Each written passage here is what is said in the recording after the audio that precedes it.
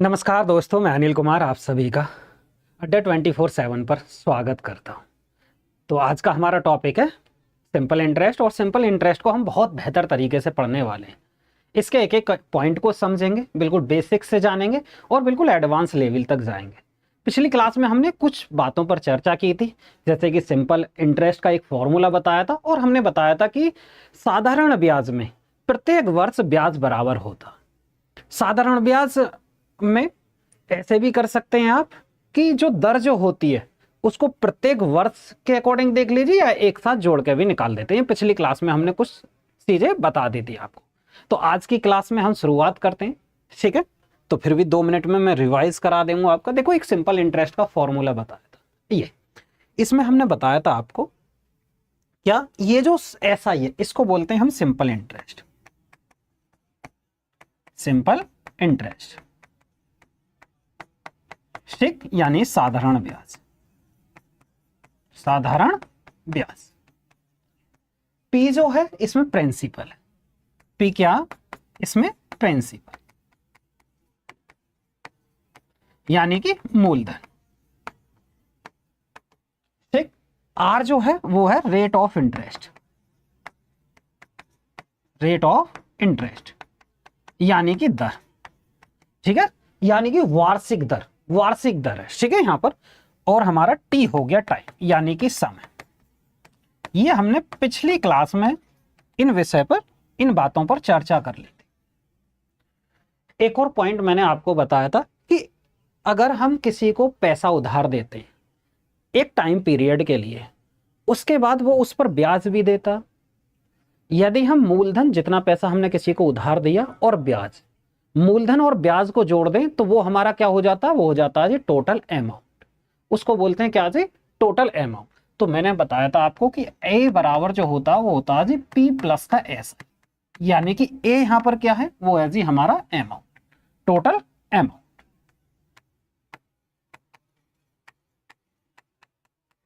ठीक है। ये होता है जी हमारा अमाउंट। इतनी बात समझ में आई, ठीक है। यहां तक जो मैंने बताया कि सिंपल इंटरेस्ट बराबर मूलधन गुणा दर गुणा समय बटे 100, इस तरीके से एक सिंपल फॉर्मूला बताया था पिछली क्लास में। एक दूसरी बात बताई थी कि एक होता टोटल अमाउंट, यानी कि मिश्र धन। इसको क्या बोलते हैं? मिश्र धन। कि हमने कोई पैसा उधार दिया और उस पर जो ब्याज मिला, उन दोनों को जोड़ने के बाद टोटल देखेंगे तो उसको हम अमाउंट बोलते हैं। यहां तक बात क्लियर। अब चलते हैं नेक्स्ट सवालों, ठीक है। कल हमने कुछ बेसिक बातें बताई थी, जिन्होंने पिछली क्लास नहीं देखी है उस क्लास को जरूर देखें इस क्लास के बाद, ठीक है। बिल्कुल बेसिक कंसेप्ट हमने कुछ एग्जांपल्स के माध्यम से बताया था, तो वो आपको और बेहतर तरीके से समझ में आएंगे, ठीक है। आज की क्लास भी आपको समझ में आने वाली है बिल्कुल, चाहे बेशक आपने पिछली क्लास देखी हो या नहीं देखी हो, फिर भी कोई फर्क नहीं पड़ने वाला। थोड़ा बहुत फर्क होगा तो वो हम ये 2 मिनट में हमने डिस्कस कर लिया। आने वाले सवालों में कोई दिक्कत नहीं होने वाली। देखिए जी, चलते हैं जी आज का फर्स्ट क्वेश्चन। ध्यान से समझो, जितना मैं बताऊं एक एक पॉइंट को आपको यहां पर जोड़ लगाना, ठीक है। एक एक पॉइंट को आपको क्या करना है? यहां पर माइंड पर जोर लगाना, ठीक ठीक। और बिल्कुल कॉपी पेन लेके बैठे, ठीक है। ऐसा नहीं है कि हाँ वीडियो को देख रहे हैं, खुद भी कैलकुलेट करिए सवालों को कि आप लगा पा रहे हो या नहीं लगा पा रहे हो, ठीक है। आप पर कितना आ रहा कितना नहीं आ रहा तभी पता चलेगी, ठीक। अब देखो सवाल को पढ़ो। 1500 रुपए की राशि पर 5% प्रति वर्ष की दर से साधारण ब्याज 3 वर्ष के लिए बताइए। तो मैंने बताया साधारण ब्याज में ब्याज प्रत्येक वर्ष बराबर मिलता, यानी कि तीनों वर्षों में जो ब्याज मिलेगा वो हर साल बराबर मिलेगा। जबकि दर कितनी है? 5%। तो पहले ये देखिए 1500 का 5% कितना? बोलोगे जी 1500 गुणा 5/100 करके देख लेते हैं तो कितना आएगा? 75। तो मैंने आपको कल की क्लास में एक बात भी बताई थी कि आप ऐसे देखना, जैसे 150 करें, 300 लिखें और 250 लिखें। मैं आपसे कहूं कि इसका 10% बताओ कि इसका 10% कितना आएगा, तो 10% के लिए आपको एक जीरो कम करनी है, 15 हो जाएगा। मैं कहूं कि आपसे इसका 10% बताएं 300 का, तो एक जीरो कम कर दीजिए, कितना होएगा? 30। मैं कहूं कि इसका 10% बताइए, तो इसका एक जीरो कम कर दीजिए, कितना हो जाएगा? 25। समझ में आई बात? यदि मैं 5% की बात करूं तो इसका जस्ट आधा हो जाएगा। बोलोगे हाँ जी सर बहुत बढ़िया, ये आधा हो गया। तो ये बेसिक सी बात है। तो इसी तरीके से अगर आप ऐसे ना करो 1500 गुणा 5/100, तो सीधा 1500 का 5% निकालो। देखो 10% कितना हो जाएगा? एक जीरो कम करो, 150। और 5% 150 का आधा यानी कि 75। तो 75 एक साल में मिलता तो 3 वर्षों में कितना मिलेगा? 225। समझ में आया? बोलोगे हाँ जी सर बहुत बढ़िया, ठीक है, 225 निकल कर आया, ठीक। या फिर ऐसे भी कर सकते हो 75 एक साल में, अगली साल भी 75 मिला और अगली साल भी 75 मिला, तब जोड़कर कितना करेंगे? 275। अब कुछ कह रहे होंगे सर फॉर्मूले से बताइए, अभी आपने फॉर्मूला बताया था कि फॉर्मूले से कैसे करेंगे, यहां पर आए फॉर्मूले से। यदि मैं यहां पर कहूं कि भी साधारण ब्याज बराबर किसके होता, वो होता जी मूलधन गुणा दर और गुणा समय और बटे 100, ठीक है। तो मूलधन कितना जी हमारा 1500, दर कितनी है 5% और समय कितना जी वो 3, और बटे हम क्या करेंगे जी 100। बोलोगे ठीक। अब इसको हल कर लीजिए, देखो 2 0 से 2 0 खत्म, 15 पंजे 75, जब 15 की हम 5 में गुणा करेंगे 75 और 75 की 3 में गुणा करेंगे तो कितना निकल कर आएगा जी? वो आया हमारा 225 निकल कर। समझ आई बात? कोई दिक्कत या परेशानी किसी बात की यहां तक बताएं, किसी को कोई प्रॉब्लम हुई क्या सवाल में? समझ आया ना प्रॉपर तरीके से? चलते हैं जी नेक्स्ट क्वेश्चन पर चलते हैं, एक और नेक्स्ट क्वेश्चन चलते हैं। देखिए नेक्स्ट क्वेश्चन देखिए, एक निश्चित धनराशि पर 13% वार्षिक दर से 5 वर्षों में 2275 रुपए साधारण ब्याज प्राप्त होता तो वह धनराशि ज्ञात कीजिए। समझ में आया? यानी कि साधारण ब्याज दिया हुआ, हमें मूलधन निकालना। पहले हम फॉर्मूले से बताते हैं क्योंकि फॉर्मूले से ज्यादा इंटरेस्ट लेते हैं शुरू की कक्षा में जब भी छात्र पढ़ते हैं। देखिए तो मैंने बताया था आपको कि साधारण ब्याज किसके बराबर है, वो है जी हमारा मूलधन गुणा दर और गुणा समय और बटे 100। जैसे जैसे हम सवालों पर आगे की तरफ जाएंगे फॉर्मूले को लिखना बंद कर देंगे, वो डायरेक्ट लिखेंगे, ठीक है, कि मूलधन इतना, दर इतना, समय इतना, बटे 100। यहां पर मूलधन पर आए, मूलधन कितना जी हमारा मूलधन निकालना, ऐसे कर लीजिए, यानी कि धनराशि ज्ञात कीजिए। जबकि ब्याज कितना दिया, वो दिया जी 2275 और मूलधन हमें निकालना, दर कितना जी 13% और समय कितना जी 5 बटे 100। समझ में आया? ये हमने लिखा। अब इसको हल कर लीजिए। इसको हल कैसे करेंगे यहां पर समझिए। यदि मैं इसको 5 से काटता हूं, देखो 5 से 13 एकम 13 कितना 9, 13 सत्ते 91 और 13 पंजे 65। समझ में आई बात? अब 5 से अगर हम काटते हैं, 5 से 5 पंजे 25, 5 तिया 15 और 5 पंजे 25, ठीक है। इस 100 की गुणा इधर हो जाएगी, यानी कि पी की वैल्यू हमारी कितनी निकल कर आएगी थी, वो क्या हो गया 3500 निकल कर आई। तो 3500 क्या हो जाएगा जी हमारा आंसर निकल कर आया, यानी कि मूलधन कितना हुआ हमारा 3500 आया। यहां समझ में आई? एक और सवाल, एक और सवाल नहीं, ऐसे भी कर सकते हैं इस सवाल को, यहां पर समझिए, ठीक है। ये बिल्कुल बेसिक है, इसमें कुछ ऐसा नहीं है कि रॉकेट साइंस लगा दिया, सीधा फॉर्मूला लगाया और आंसर आ गया। दूसरा आप ऐसे भी कर सकते हो, यदि एक वर्ष में 13% मिला मूलधन का तो 13%, 13%, 13%, 13%, इसी तरीके से 5 साल तक जोड़ते जाएंगे, यानी कि 65% हो जाएगा हमारा। यानी कि 5 सालों में जो भी हमारा मूलधन था उसका 65% अगर निकालेंगे तो वो ब्याज निकल कर आया। समझ में आई बात? यदि मैं कहूं 100 रुपए उधार दिए किसी को तो एक साल में कितना दिया ब्याज मिलेगा 13, उसी तरीके से दूसरे वर्ष भी 13, तो 5 सालों में ब्याज कितना मिलेगा 100 रुपए के अकॉर्डिंग? बोलोगे जी 65 रुपए ब्याज मिलेगा, जबकि ब्याज कितना दे रखा 2275। तो हम कह सकते हैं 65% की वैल्यू कितनी है जी 2275, यानी कि 65% की वैल्यू कितनी आई जी निकल कर, वो आई 2275। दूसरा कलर लेते हैं, देखिए तो हम ये कह सकते हैं मूलधन का 65% किसके बराबर 2275। बोलोगे ठीक है। अब अगर हम इसको 1% की वैल्यू निकालें बटे ये पॉइंट, गलती पॉइंट नहीं है यहाँ पर, ये 2275 है, ठीक है। अगर हम यहाँ पर ऐसे समझे 65%, तो अगर हम 13 से काटें, देखो 13 पंजे 65 और 13 से काटेंगे 13 एकम 13, 13 सत्ते 91, 13 पंजे 65। 5 से अगर हम काटते हैं तो 5 से कितना होगा 5 तिया 15, 5 पंजे 25, यानी कि 1% की वैल्यू 35 निकल कर आई। तो 100% की वैल्यू कितनी हो जाएगी, यानी कि इसी का 35 गुना, इसी का 35 गुना ही तो आया ना, यानी कि 3500। ठीक, समझ आई बात जो हम समझाना चाह रहे हैं? Point clear?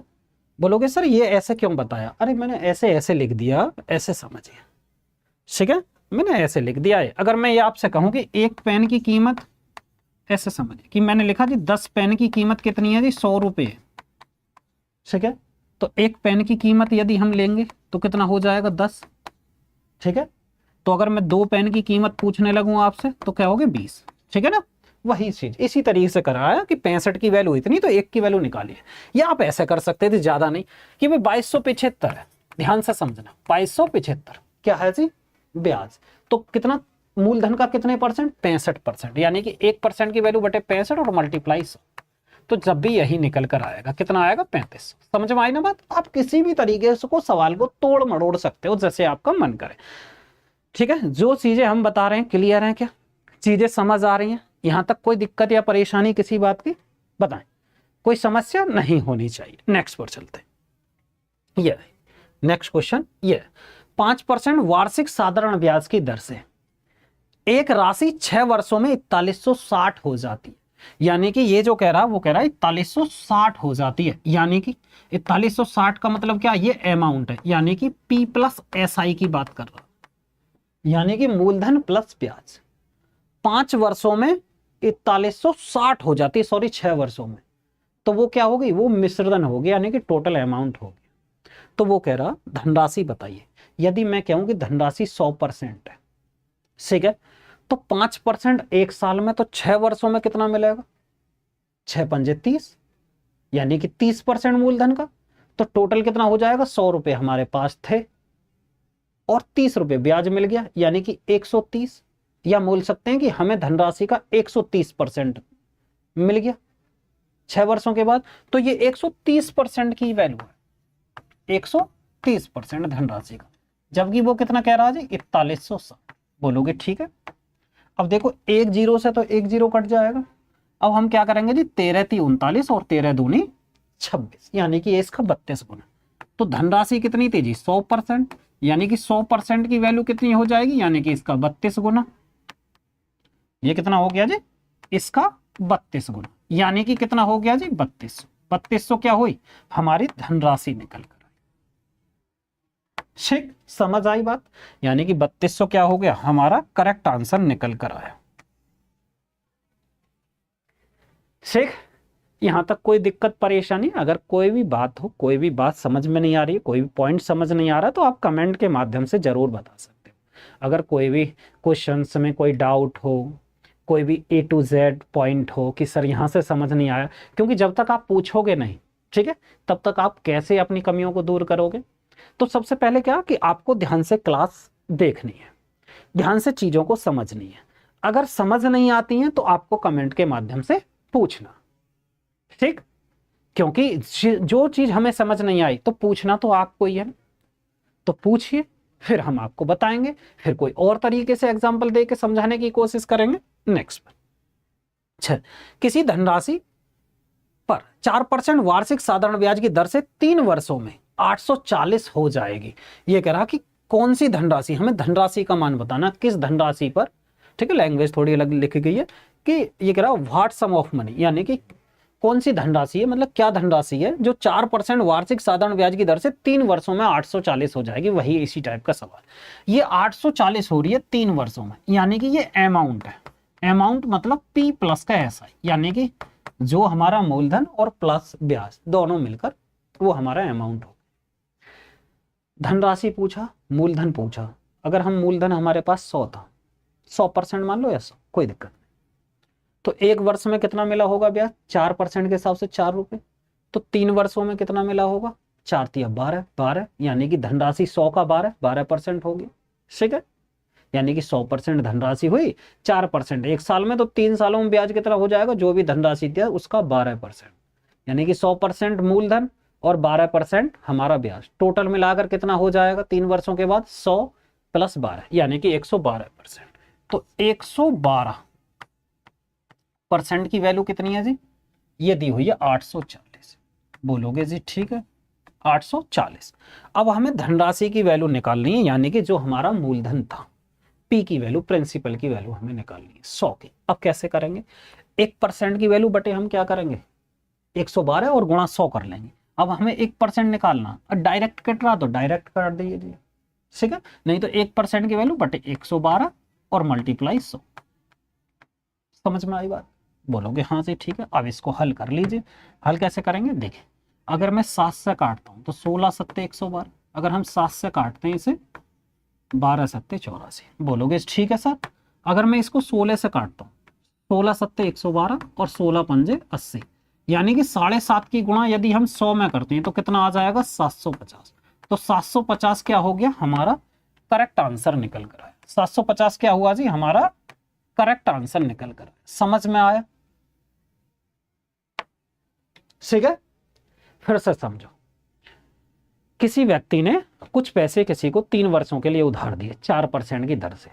3 वर्ष के बाद कितना हो जाती है वह धनराशि 840 रुपए हो जाती है, यानी कि टोटल अमाउंट 840 हुआ। वो कह रहा कि पैसे बताइए धनराशि कितनी थी। यदि हम ये कहें कि हमारे पास 100 रुपए थे, 100 हमने किसी को दे दिए, तो एक वर्ष में कितना मिला 4%, 4 रुपए, तो 3 वर्षों में कितना मिल जाएगा 12, यानी कि 12% होगी धनराशि। तो हम कह सकते हैं 100 था प्लस 12, 112 हो गया टोटल अमाउंट। तो हम ये भी तो कह सकते हैं 100% धनराशि थी, 4% के हिसाब से 3 वर्षों में 12% ब्याज मिला, यानी कि 100% प्लस 12%, 112% क्या हो गया टोटल अमाउंट। वो हमने करा 840 के बराबर, 1% की वैल्यू बट 112 गुणा 100, तो कितना आएगा 750। इसका करेक्ट आंसर निकल कर आया। 750 क्या हुआ जी हमारा करेक्ट आंसर निकल कर आया। समझ में आई बात। नेक्स्ट पर चलते हैं, इसका 750 हमारा करेक्ट आंसर। नेक्स्ट, 9.5% वार्षिक साधारण ब्याज की दर से 2 वर्षों में कितना धन 21,420 रुपए हो जाएगा। फिर वही कहानी कि 9.5% थी जी वार्षिक दर, 2 वर्षों के बाद वो 21,420 हो जाती है, तो धनराशि बताइए। ऐसा समझो कि हमारे जो भी पैसा था वो 100% था, ठीक, 100% क्या था पी था, ठीक, और 9.5 की दर से, यानी कि 1 साल में ब्याज कितना हुआ 9.5, 2 वर्षों में कितना हो जाएगा 9 दूनी 18 और 1 19, यानी कि 19% ब्याज हुआ।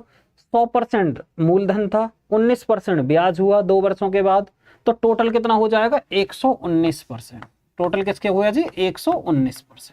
तो यहां पर देखिए, और वो कह रहा 21,420 के, 21,420, ठीक है जी। यहां तक कोई दिक्कत परेशानी नहीं होनी चाहिए। अब एक चीज और समझिए, ठीक है, डायरेक्ट भी समझिए। यदि यहां पर 2 है, ठीक है, लास्ट में कोई ऐसा हो, अब देखो यहां पर तो 0 आएगा ही आएगा अगर डायरेक्ट कटेगा, पॉइंटर में कुछ है नहीं। जब पॉइंटर में नहीं है यहां पर आइए, ये 12, 12 से करेंगे 12 निम्न 108, ठीक है, 12 6 72, 12 7 84, 12 8 96, ठीक है, 12 निम्न 108। अब यहां पर 16, 16 निम्न 144, लास्ट में 4 आ रहा, ये 18, तो यानी कि हम ये कह सकते हैं कि ये सीधा 180 गुना, क्योंकि 18 निम्न 162, लास्ट में इकाई का अंक कितना 2 आ रहा, तो आपको ऑप्शन की भी हेल्प लेने ली है।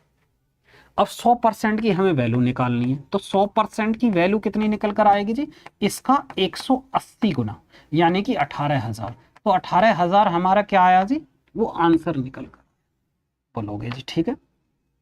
ठीक, ऑप्शन की भी हमने हेल्प ले ली। ठीक, अगर वो डायरेक्ट नहीं कटता तो पॉइंटर में आता, ये बात पक्की थी, ठीक है। बोलोगे सर वाह क्या बात है। नेक्स्ट पर चलते हैं। एक आदमी ने 6 वर्षों के लिए 7.5% वार्षिक साधारण ब्याज की दर पर 65,000 रुपए का निवेश किया। वह धनराशि ज्ञात कीजिए जो उसे 6 वर्ष के बाद प्राप्त होगी, यानी कि 6 वर्ष के बाद जो धनराशि प्राप्त होगी हमें वो बतानी है। पहली बात तो ये देखिए, 1 साल में कितना मिलेगा जी 7.5% दर 1 साल में, तो भी 6 वर्षों में कितना हो जाएगा, इसमें 6 की गुणा करिए, 7.5 का 6 गुना करेंगे तो 7 6 42 और 3 कितना हो जाएगा 45, यानी कि 45% ब्याज मिलेगा। तो या तो ऐसा करिए इस 65,000 का 45% निकालिए और 65,000 में जोड़ दीजिए, वो हमारा करेक्ट आंसर निकल कर आ जाए। या दूसरा यह है, जो भी धनराशि है, जैसे कोई धनराशि अपने आप में 100% रहती है, 7.5 के हिसाब से 6 वर्षों में जब 7.5 की 6 में गुणा करेंगे तो कितना आ जाएगा जी 45%, यानी कि जो भी धनराशि थी 100% उसमें 45 जोड़ा, यानी कि 145% हमारा अमाउंट हो जाएगा। या 65,000 का 145% निकाल दीजिए, यानी कि गुणा 145। आप किसी भी तरीके से आप कर सकते हो। पहली बात तो ये है, ऐसे देखते हैं, देखो 65,000 था, बोलोगे ठीक है, तो 1 वर्ष का ब्याज देख लेते हैं, पहले ऐसे कर देते हैं फिर करेंगे, ठीक है, जैसे भी आपको ठीक लगे। तो इसको कर देंगे 7 दूनी 14, 15/2, 15/2 और प्रतिशत को हटाएंगे तो बटे 2 जीरो। बोलोगे ठीक है। अब 2 जीरो से तो ये काट दिया, ठीक है। ये 1 वर्ष की बात आई, तो हमें 6 की निकालना, तो 6 वर्षों में कितना हो जाएगा जब ब्याज, ये हो, ठीक। 6 वर्षों में यानी कि 2 से ये 3 काट दिया, ठीक। तो 15 × 45, तो 650। कुछ और तरीका लगाएं इसमें, या ऐसा करें 13 का मल्टीपल है भाई, 13 पंजे 65, तो 13 से काट लीजिए, जो भी जाए वही हमारा आंसर हो जाएगा। जैसे 13 दूनी 26, 3, 13 दूनी 26 और 13 पंजे 65। ये भी जा रहा तो 13 से तो नहीं जाने का, ठीक है, ऐसा कर लीजिए, कोई बात नहीं। अब मैंने क्या करा जी, 650 में यानी कि 65 में मैंने गुणा कर दी 45, ये हो जाएगा 25, 2 5 6 30, 2 32, 20, 2 24 और 2 26, ये निकल कर आया 5 2 9, ये हो गया जी इतना, यानी कि 29,250, ठीक है। 29,250 क्या निकल कर आया जी हमारा, ये ब्याज निकल कर आया। वो करा अमाउंट बताइए, तो धनराशि को हम जोड़ देंगे यानी कि 65,000 को, तो कितना आएगा जी 0 5 2 9 और 5 14, ये 94,250। तो 94,250 क्या निकल कर आया, ये हमारा टोटल अमाउंट निकल कर आया। समझ में बात आई जो हम समझाना चाह रहे हैं, ठीक है। एक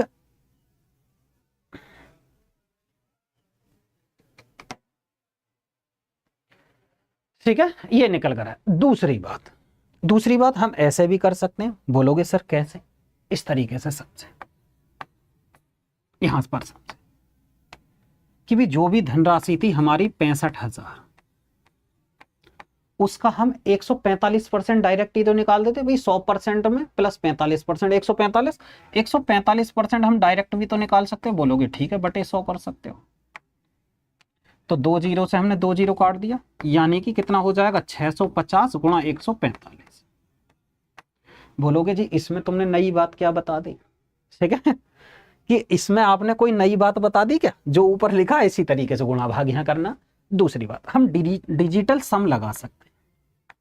डिजिटल सम के ऊपर मैं आपको एक लेक्चर बना के दूंगा, ठीक है, आप देखना। डिजिटल सम का मतलब होता हम संख्या को तब तक जोड़ते चलते जाए जब तक कि वो सिंगल डिजिट में ना हो जाए। जैसे यहाँ पर देखो 6 5 11, 11 को जोड़ेंगे 1 और 1 2, 5 4 9, 9 को हटा दो बिल्कुल तो 1, तो डिजिटल सम कितना आया 2 निकल कर। इस तरीके से ऑप्शन में देखिए कि डिजिटल सम किस में आ रहा, दो देखिए यहाँ पर 7 और 2 9 हटा देंगे, 7 और 2 9 को हटा दी, 8 5 13, 13 का कितना हो जाएगा 4, क्योंकि 1 और 3 को जोड़ेंगे। इसी तरीके से 9 को हटा दो, 5 और 5 10 और 7 17, 17 का हो जाएगा डिजिटल सम 8। यहाँ पर आइए 9 को हटा दीजिए, 5 और 2 7 और 2 इसको हटा दिए, डिजिटल सम या तो 9 हो जाएगा या 0 हो जाएगा, ठीक है, 9 या 0।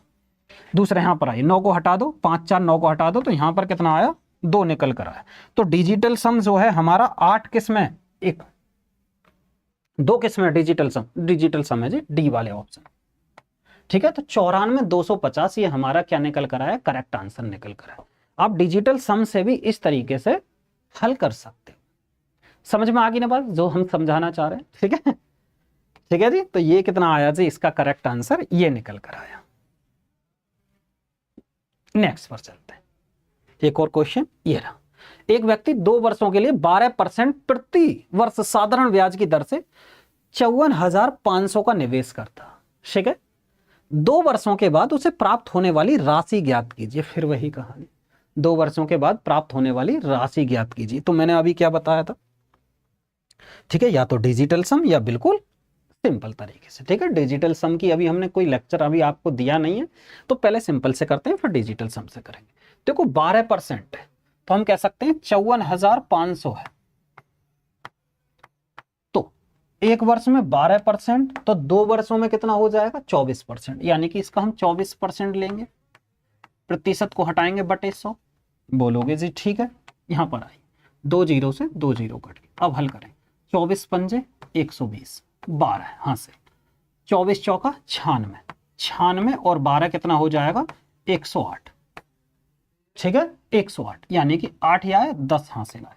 24 पंजे 120, 120 और कितना हो जाएगा 30 निकल कर, ठीक किया ना। यहाँ पर एक बार देख लीजिए, 24 पंजे 120, 12, 24 चौका 96, 96 और 12 कितना हो गया 108, 8 यहाँ लेगा 10 हाथ से, 24 पंजे 120 और 130, यानी कि इतना ब्याज निकल कर आया। अब मूलधन में जोड़ दीजिए, मूलधन हमारा कितना था जी, वो था जी 54,500।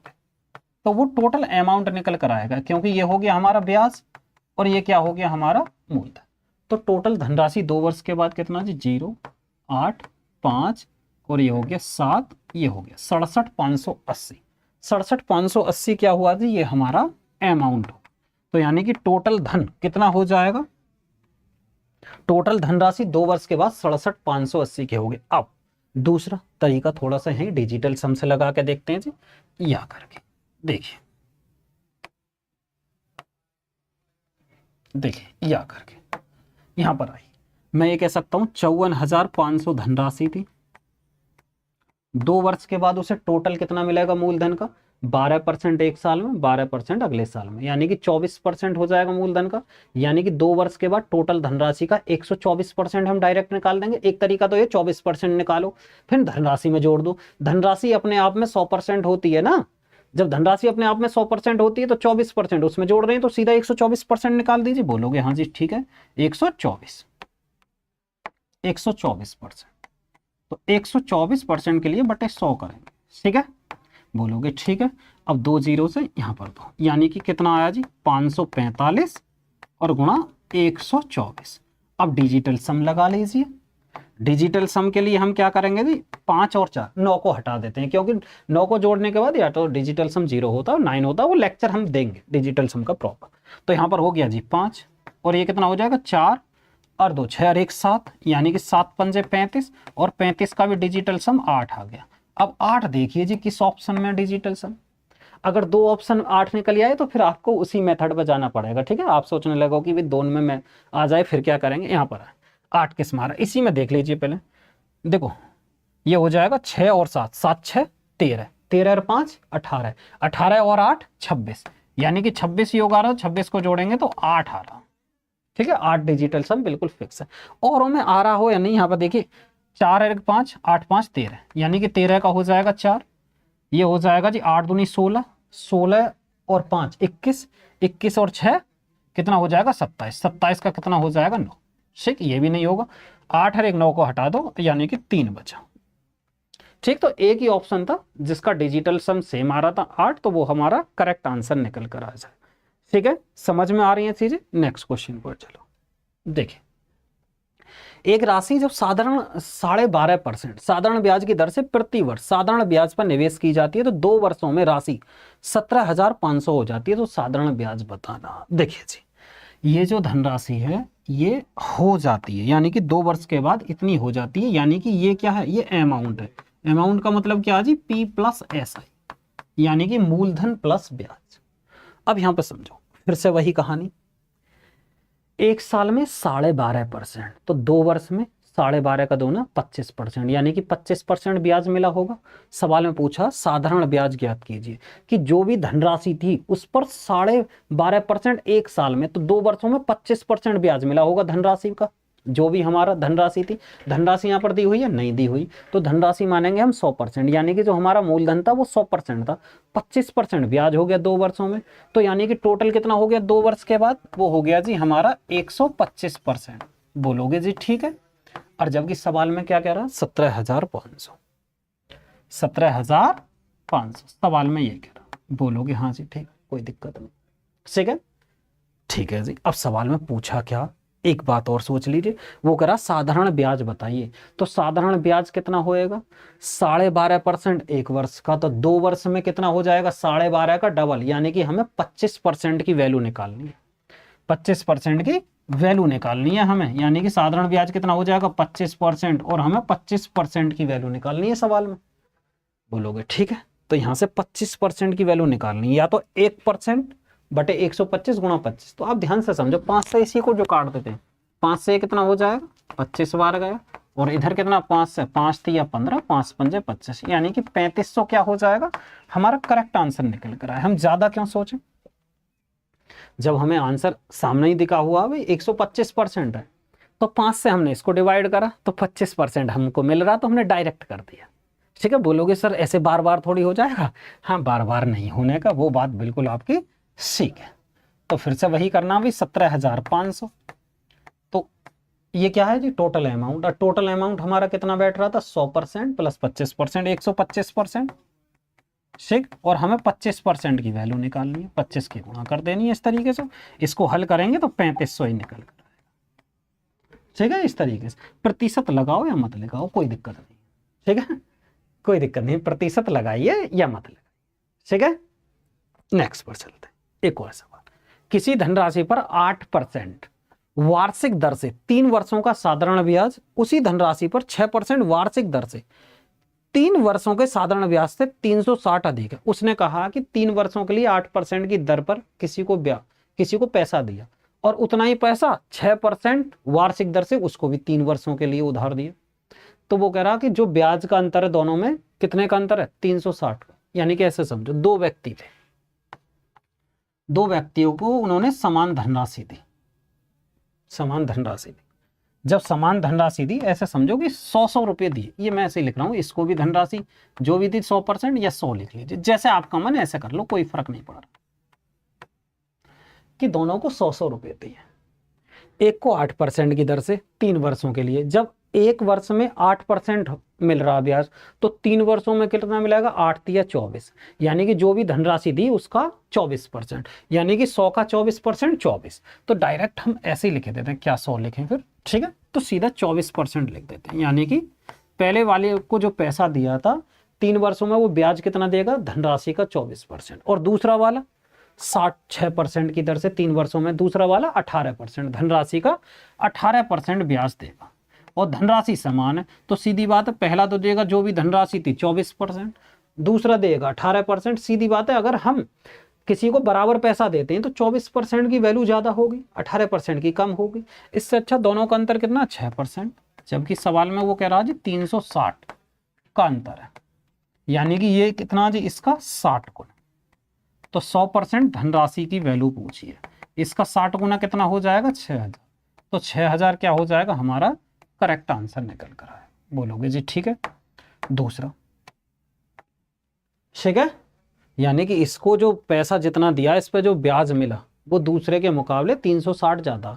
या ऐसे भी देख सकते हैं, कुछ कह रहे होगे सर थोड़ा सा दिक्कत है, बताओ। हम कह सकें पहले को दूसरे के मुकाबले 360 ज्यादा देने पड़े साधारण ब्याज, तो पहले का ब्याज यानी कि मूलधन कितना, वो बराबर है जो भी देना हमें, ठीक, बराबर मूलधन देना, कुछ भी ले लीजिए कोई फर्क नहीं पड़ेगा। ठीक है, मूलधन हमने जो भी दिया पहले को वो इतना ही बराबर, मूलधन गुणा दर गुणा समय बटे 100 माइनस मूलधन गुणा दर गुणा समय बटे 100, वही करना, कुछ नहीं है। ठीक है, समझ में आई बात या नहीं आई, बोलोगे समझ में आई। ऐसा कर लो, अगर हम कहें धनराशि दोनों को समान दी, पी मूलधन दर कितना 8 गुणा समय बटे 100, आपकी तसल्ली के लिए बता देते हैं, माइनस इसको भी धनराशि 6 गुणा 3 और बटे 100 बराबर 360। अब ध्यान से समझना, अब मैं ये कहता हूं कि भाई 100 एलसीएम में 100 की गुणा उधर हो जाएगी, 8 या 24 और 18, 24 में से 18 जाएंगे, कितने बचेंगे जी, 6, यानी कि 6p बराबर किसके आया, 36,000 के आया।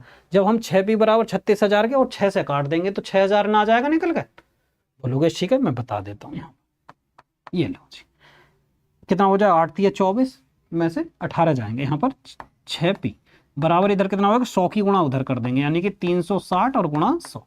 ये आपको समझाने के लिए, जबकि ऐसे नहीं करना 60, तो एंड में फिर भी तो वैल्यू वही निकल कर आई 6000। बोलोगे जी ठीक है, ऐसे भी आप कर सकते हो। समझ में आई बात, ये रफ वर्क था, जैसे किसी को 6000। ठीक, नेक्स्ट क्वेश्चन पर चलते हैं। एक और सवाल देखिए 500 रुपए के मूलधन पर 3 वर्ष के लिए 5% वार्षिक ब्याज की दर से प्राप्त साधारण ब्याज और इसी मूलधन पर 4 वर्ष के लिए 4% वार्षिक ब्याज की दर से प्राप्त साधारण ब्याज के बीच कितना अंतर होगा। ध्यान से समझो, 500 रुपए का मूलधन था, 3 वर्ष के लिए 5% की ब्याज दर से प्राप्त साधारण ब्याज और इसी मूलधन पर 4 वर्ष के लिए 4% वार्षिक ब्याज की दर से प्राप्त जो भी ब्याज आएगा उनका अंतर बताओ। तो हम ये कह सकते हैं भाई 5% एक साल में, तो 3 वर्षों में कितना मिलेगा, 15%। बोलोगे ठीक है भाई, जो भी धनराशि दिया उसको 15% ब्याज मिलेगा। और यहाँ पर है जी 4 वर्ष के लिए 4%, तो दूसरे वाले को कितना मिलेगा, 4 चौक 16%, यानी कि उसको 16% ब्याज देना पड़ेगा। वो कह रहा अंतर बताओ, तो अंतर कितने का आएगा, 1% का निकल कर आएगा। बोलोगे हाँ जी ठीक है, ऐसे दिखा देता हूं, ऐसे समझिए। दो व्यक्ति थे, ठीक है, दो व्यक्ति थे, 500 रुपये जो दिए थे, ऐसा नहीं ऐसे लिख लेते, मानी दो व्यक्ति हैं, मैं यहां पर लिखे देता हूं, 3 वर्ष के लिए 5% की साधारण ब्याज और इसी मूलधन के लिए वार्षिक दर से प्रयोग करता, यानी कि वो किसी को पैसा उधार देता, पहला 500 रुपये देता 5% की दर से 3 वर्षों के लिए, तो 5% दर है, तो 3 वर्षों में कितना ब्याज मिलेगा जी उसे, जो भी धन था उसका 15%। एक इसी को एक दूसरे व्यक्ति को दे देता, पर वहां पर दर कितनी है, 4%, समय कितना रखता, 4 वर्ष, तो कितना हो जाएगा 16%, यानी कि इन दोनों में अंतर कितने का आया, 1% का ही तो अंतर हुआ, ठीक है। तो वो करा उस पैसे को बताइए, तो 500 का 1% कितना हो जाएगा, 5 रुपये। ये मैंने बेवजह की इतना कुछ लिखा, तो कितना आ जाएगा 5 हमारा करेक्ट आंसर निकल कर, ये लिखने की आवश्यकता नहीं थी, वही करना था हमको। 5% के हिसाब से 3 वर्षों में कितना मिला, 15%, और यहां पर 4 वर्ष के लिए 4% की दर से कितना मिला, 16%। हमें अंतर बताना, 15% और 16% का अंतर कितना, 1%, दोनों में अंतर कितने का, 1% का, यानी कि 500 का 1% 5 रुपये निकल कर आया। बोलोगे ठीक है, समझ आई बात, यानी कि 5 रुपये ये राजी, जो साधारण ब्याज में अंतर है वो 5 का।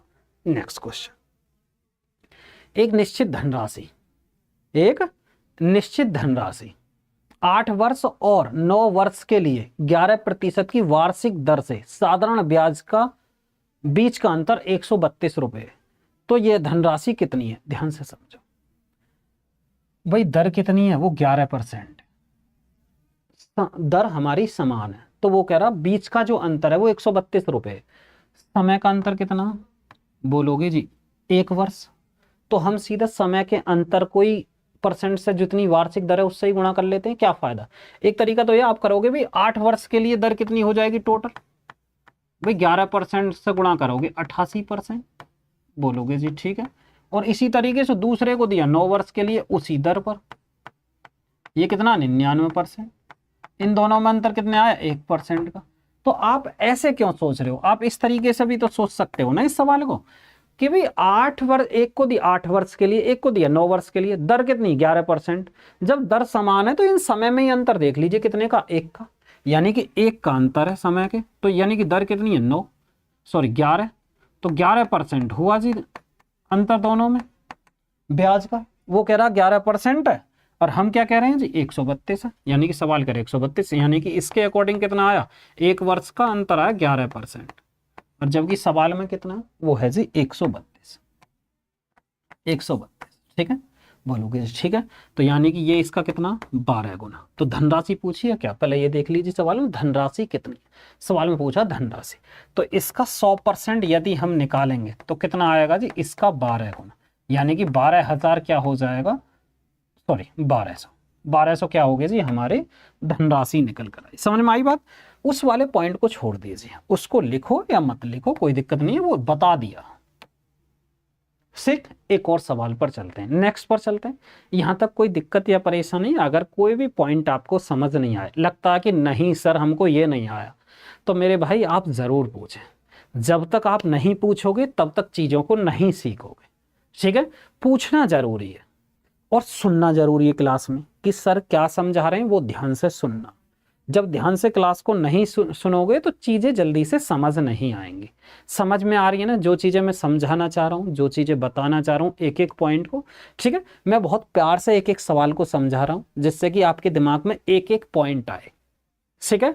रही बात स्पीड को, सोच रहे होंगे सर स्पीड में कराइएगा। मेरे भाई जितने भी क्लास में स्टूडेंट हैं सभी को लेकर चलना पड़ता है, ऐसा नहीं है कि एक को ही हम लेके चल रहे हैं, ठीक है। स्पीड तो आप हमारी प्रैक्टिस सेट में देखना, जब प्रैक्टिस सेट नहीं लगाएंगे कि हाँ जी 25 क्वेश्चनों का एक सेट लगाते हैं, उसमें देखना प्रैक्टिस, उसमें देखना हवा को, सवालों का जहाज बना देंगे हम। देखें यहां पर आए नेक्स्ट, अब समझो एक और सवाल। सबसे पहले सवाल पढ़ना, उसके हिसाब से दिमाग लगाना। किसी निश्चित राशि पर 4 वर्ष के लिए 14% वार्षिक ब्याज की दर से मिलने वाला साधारण ब्याज, उसी राशि पर 8 वर्ष के लिए समान दर से मिलने वाले साधारण ब्याज से 6160 रुपये कम है, 6160 रुपये कम है। वो कम क्यों है, यहां पर देखिए भाई, जो भी धनराशि थी सेम धनराशि थी, 4 वर्ष के लिए 14% पर दिया, तो यानी कि 4 वर्षों में टोटल दर कितनी हो जाएगी, 14 चौका 56, यानी कि 4 वर्षों में ब्याज कितना हो जाएगा, टोटल धनराशि का कितना जी, 56%, यानी कि 14 चौका 56%। बोलोगे जी ठीक है, ये मैं लिखने आपको समझाने के लिए लिख रहा हूं, ये चीजें नहीं लिखने की आवश्यकता नहीं। दूसरी बात, वो कह रहा उसी राशि पर 8 वर्ष के लिए समान दर, यानी कि 8 वर्ष के लिए समान दर कितनी जी, 14%। ठीक है, 14% उसी दर पर मिलने वाला साधारण ब्याज से 6160 रुपए कम है, यानी कि अंतर जो 6160 का ये हो गया इस तरीके से। तो हम इसमें गुणा भी क्यों करें, गुणा भी करने की आवश्यकता। ऐसे देखिए, जब दर समान है तो ये एक तो 4 वर्ष के लिए, दूसरा 8 वर्ष के लिए, इन दोनों का ही अंतर निकाल लेते हैं। 8 वर्ष और 4 वर्ष में अंतर कितने का, 4 वर्ष का। जब 4 वर्ष का अंतर है और 14% समान दर है, तो अंतर कितना निकल कर आएगा दरों में, वो 56% का निकल कर आएगा। बोलोगे सर समझ में नहीं आया, किसी को समझ में नहीं आया, लो पहले पॉइंट पर ही आते हैं, बिल्कुल बेसिक से बताते हैं। पहले 4 सालों के लिए 14% दर के हिसाब से दिया, तो 14 चौका 56, यानी कि 56% टोटल धनराशि का उसे ब्याज देना होगा। पहले वो कह रहा उसी धनराशि को 8 वर्ष के लिए, जब 8 सालों के लिए दिया तो अब भी दर समान है जी, 14% ही, तो अब की बार कितना हो गया जी, 112%, यानी कि दूसरी कंडीशन में जो ब्याज देना होगा वो मूलधन का 112% देना होगा। तो अब ये कह रहा है कि इन दोनों में जो अंतर है वो कितने का, 56% का। वही बात की है कि मिलने वाले ब्याज से 6160 रुपये कम है। ठीक है, कि यानी कि जो यहां पर जो ब्याज पहले वाला जो मिल रहा था ब्याज, उससे जो है कितना जी, 61 रुपये कम है। तो यानी कि दोनों में अंतर कितने का, 56%। समझ में आई जो मैं बताना चाह रहा हूं, मिलने वाले साधारण ब्याज से 6160 रुपये कम है। वो कह रहा है कि जो दूसरे वाले से जो ब्याज मिला उससे 6160 रुपये कम है, यानी कि दूसरे को 112% देना होगा ब्याज, यानी कि यहाँ पर ब्याज ज्यादा वहां पर ब्याज कम, तो दूसरे से तो ब्याज कम ही मिलेगा ना, वो वाली बात। तो आपको इतना नहीं करना था, ठीक है, आपको बस इतना सोचना था, समय में जो अंतर है वो कितने का, 4 वर्ष का। जब 4 वर्ष का अंतर है और दर कितनी है, 14%, तो भाई अंतर जो आएगा दोनों में वो 56% का अंतर आएगा। बोलोगे जी ठीक है, यानी कि जो भी मूलधन था उसका 56% की वैल्यू कितनी है, वो है जी 6160। यहां तक बात सुन में आई, यहां तक क्लियर, यहां तक कोई दिक्कत या परेशानी नहीं होनी चाहिए। अब देखिए, अब ऐसा तो सीधा आप देखिए ऑप्शन से तो नहीं जा रहा, देखो 10 है नहीं जाएगा, 12 गुना 12 छिंग 72 नहीं, 9 छिक्का 54 नहीं, लास्ट में ये 11 बचा, यानी कि हम कह सकते हैं ये इसका 11 गुना। तो धनराशि कितनी हो जाएगी 100% की, यानी कि इसका 11 गुना, यानी कि 11 गुना कितना हो गया जी, ये 110 गुना, जीरो भी तो 110, यानी कि ये हो जाएगा 11,000। तो 11,000 क्या निकल कर आया हमारा करेक्ट आंसर। बताएं यहां तक कोई दिक्कत या परेशानी किसी बात को मेरे भाई, किसी को अगर क्वेश्चन समझ नहीं आया हो।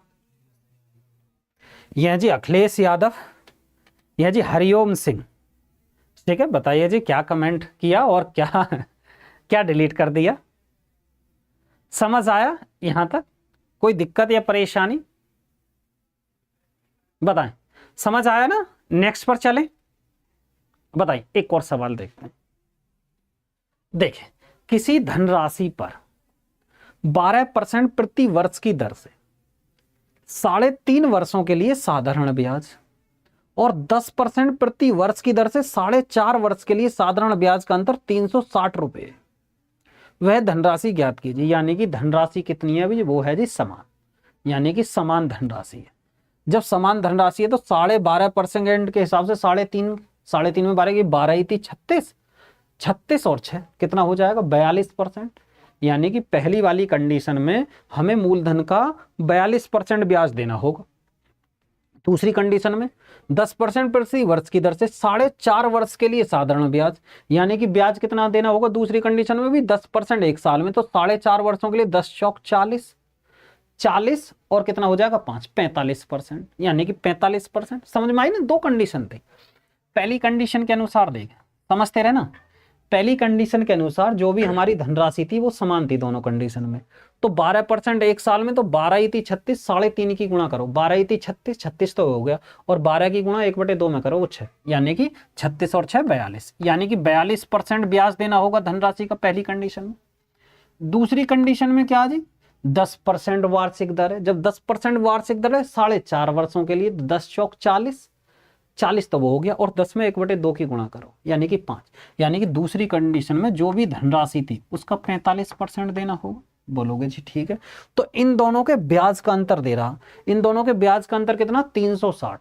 तो 360 जो अंतर आया होगा इन दोनों दरों की अंतर की वजह से ही तो आया होगा, यानी कि 3% का दोनों में अंतर है, तो ये 3% की वजह से ही तो आया अंतर, यानी कि 3% का अंतर, वो कह रहा 360 का अंतर। ठीक है, ऐसे दोनों में अंतर 3% को, और इस 3% के अंतर की वजह से ही 360 रुपए का वो अंतर बैठा दोनों के ब्याज में।